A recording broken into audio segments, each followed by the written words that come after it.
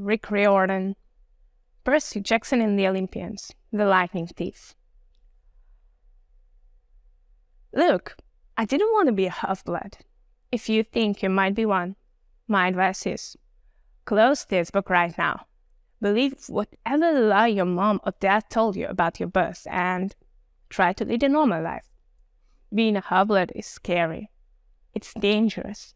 Most of the time it gets you killed in painful, nasty ways. If you're a normal kid reading this because you think it's fiction, great. Read on.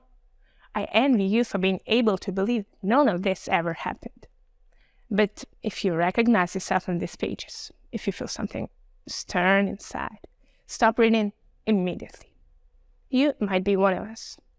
And once you know that, it's only a matter of time when they will sense it too. And they'll come for you. Don't say I didn't warn you. My name is Percy Jackson. I'm 12 years old. And until a few months ago, I was a boarding student at Yancey Academy, a private school for troubled kids in upstate New York. Am I a troubled kid? Yeah, you could say that.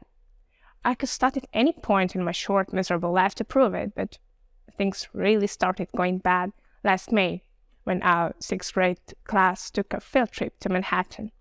28 mental case kids and 2 teachers on a yellow school bus heading to the Metropolitan Museum of Art to look at ancient Greek and Roman stuff. I know, it sounds like torture. Most Yancey field trips were. But Mr. Brunner, our Latin teacher, was leading this trip, so I had hopes. Mr. Brunner was a middle-aged guy in a motorized wheelchair. You wouldn't think he'd be cool, but he told us stories and jokes and let us play games in class.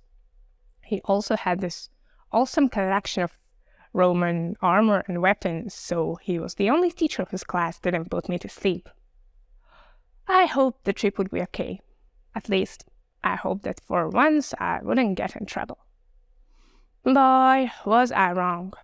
See, bad things happened to me on field trips, like at my 5th grade school when we went to the Saratoga battlefield. I had this accident with a Revolutionary War cannon. I wasn't aiming for the school bus, but of course I got expelled anyway. And before that, at my 4th grade school, when we took a behind-the-scenes tour of the Marine World Shark Pool, I sort of hit the wrong lever on the catwalk, and our class took a home-planned swim. And the time before that, well, you get the idea. This trip, I was determined to be good.